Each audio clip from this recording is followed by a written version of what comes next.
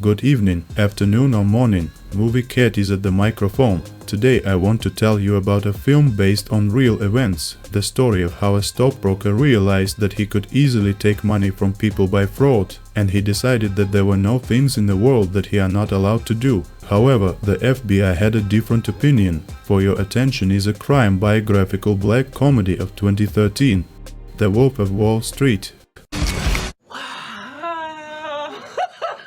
Jordan Belfort and his firm Stratton Oakmont are noisily celebrating a big win in the stock market. All brokers and clerks drink a lot, use drugs, and also amuse themselves by throwing dwarfs at targets and betting on it. Jordan Belfort was born in a middle-class family, and by the age of 26 he had already earned $49 million.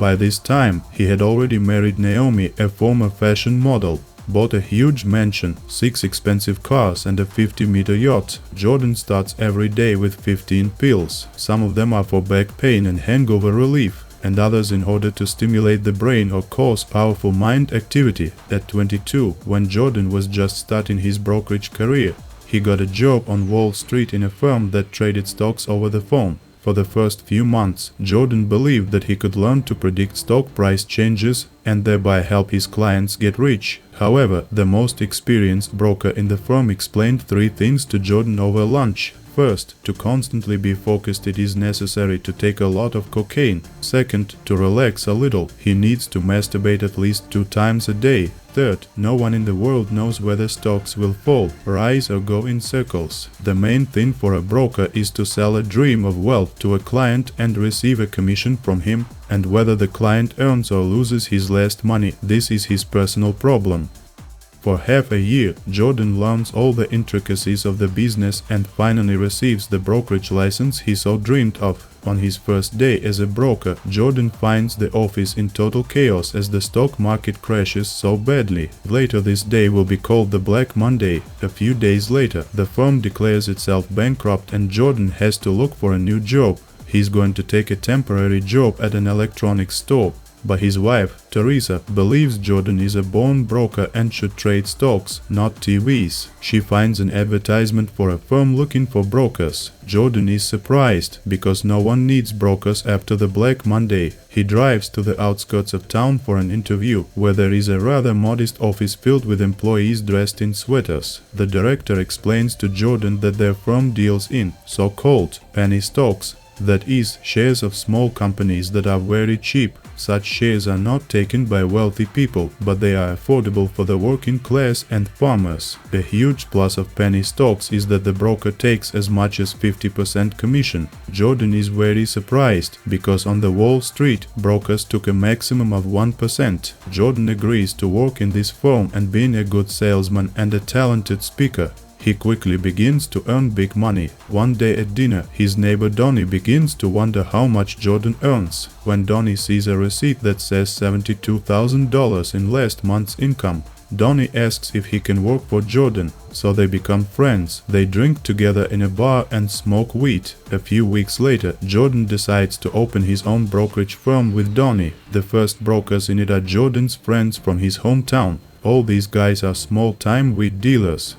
Jordan registers Stratton Oakmont and teaches early brokers how to sell over the phone. His plan is to sell rich people the famous and successful shares first, and when they start trusting the company, so it is possible dump all the cheap shares on them in huge quantities and get theirs commission of 50%. Under Jordan's guidance, small weed dealers become skilled stockbrokers and the company quickly earns its first millions. A journalist from Forbes even comes to Jordan to interview him. Meantime, in her article, the journalist calls Stratton Oakmont crooks, and Jordan himself is a perverted Robin Hood, who takes money from the rich and keeps it for himself. Jordan is furious at this characterization, but to his surprise, such an unflattering article leads to the fact that several hundred skilled brokers appear on the doorstep of Stratton Oakmont the next day, who want to work here. The company is expanding significantly and, as Jordan himself puts it, is turning into a complete madhouse, attraction of unprecedented greed, smelling of sweat, testosterone and cocaine. Jordan even has to hire his father to keep the board of directors from huge spending on prostitutes and drugs during working hours. On weekends, Jordan himself organizes parties where all his employees drink and take drugs. Jordan himself and his vice presidents rest and wash down several types of pills with beer to stimulate the flight of fancy and come up with a new ingenious step for the development of the company. Donnie succeeds. He suddenly remembers that Steve Madden, the main figure in the world of women's shoes, was his childhood friend. So, it is possible to negotiate with him so that Stratton Oakmont can be the first to put his shares on the market.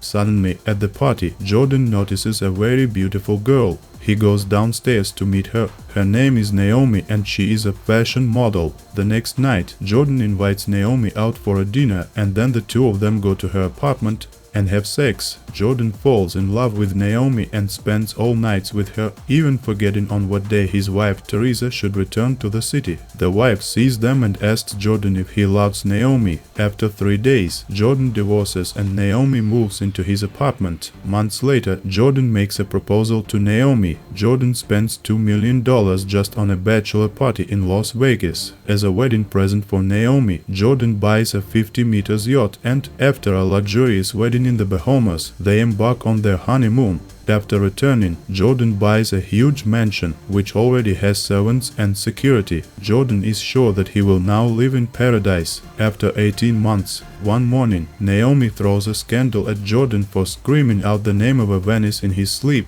Jordan lies that he doesn't know any Venice, but of course he remembers the name of the dominant woman he had sex with a few days ago. Meanwhile, Stratton Oakmont makes an agreement with the king of women's shoes, Steve Madden, for the right to issue its shares first. Jordan and Donnie secretly own 85% of the shares at the time of issue. On the first day, the share price rises above $20 and Stratton Oakmont makes $22 million in 3 hours. Of course, such an exchange operation is not legal and the FBI begins to take an interest in the company. Agent Denham interviews company employees and even tries to get a permission to examine Jordan's wedding photos. After consulting with a lawyer, Jordan is instructed not to attempt to bribe Denham's agent under any circumstances. However, Jordan does things his own way. He invites the agent to his yacht, defiantly shows how rich he is, and offers the agent $500,000 in illusions. The agent refuses and leaves, and Jordan, out of anger and impotence, throws banknotes at agent's back and calls him a pauper.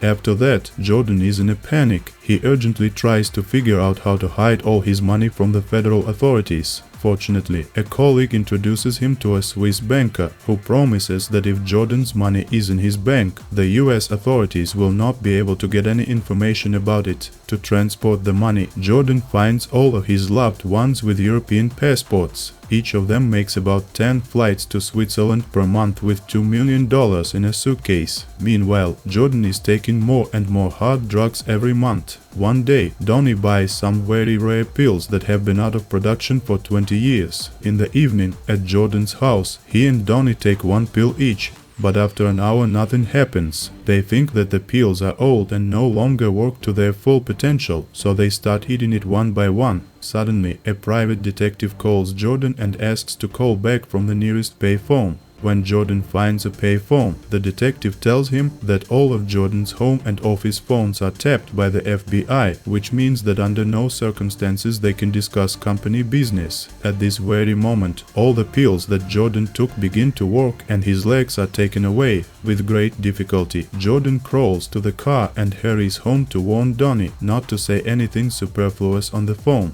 At home, Jordan sees Donnie on the phone with a Swiss banker talking about illegal money transfers. Then Jordan tries to take out the phone tube but cannot explain anything because his tongue is numb. Suddenly, food gets stuck in Donnie's throat and he starts to choke. Jordan sees this and quickly takes cocaine so that his hands begin to obey. He goes to save his friend. However, for a second, Jordan doubts whether this should be done. When Naomi yells from behind that Donnie has a wife and kids, only then Jordan clears Donnie's airway. Some time later, the FBI finds evidence in the Steve Madden case and, through a lawyer, offer Jordan a deal. He must confess to several frauds, pay a couple of fines and leave Stratton Oakmont forever, making Donnie as the owner. Jordan agrees, but during a farewell speech at Stratton Oakmont, he catches the courage and, under the pressure of his ego, decides to remain the head of the company and challenge the FBI. The next day, the bureau comes to Stratton Oakmont to check and question all the vice presidents in the Steve Madden case, but everyone responds in the same way. This is the first time they've heard the name. Then the FBI leaves with nothing, but asks Jordan not to leave the country. On the same day, Jordan, Donnie and their wives sail to Venice on the yacht. From Italy, they run the company perfectly remotely until a colleague calls to inform them that Steve Madden has started selling his shares without approval, and thus he has shown up in front of the FBI, ignoring all the warnings of the captain of the yacht about the storm. Jordan insists that they urgently need to return to the United States. The storm turns out to be much stronger than the captain thought, and the 50 meters yacht sinks. Luckily, the Italian Coast Guard arrives in time to rescue all the passengers. Jordan believes that God gave him a second chance, so he quits drugs, alcohol and leaves Stratton Oakmont. He becomes a motivational coach and even advertises his courses on TV. While filming one of these commercials, he is arrested by the FBI. The bureau by accident arrested the Swiss banker who made the deal and ratted out Jordan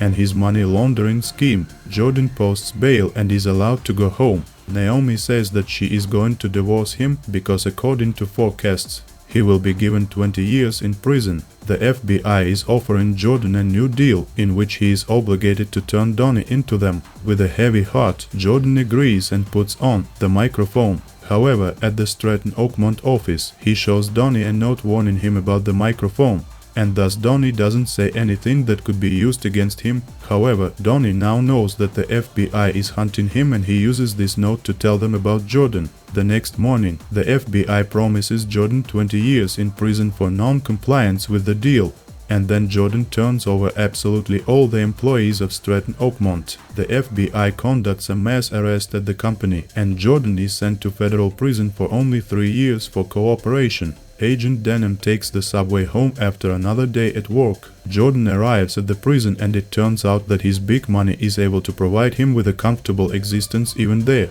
After 22 months, Jordan comes out early and decides to go into the info business, motivating people from the scene. In other words, he continues to deceive people by selling them the dream of being rich, and also to take money from them in exchange for promises, just on a smaller scale.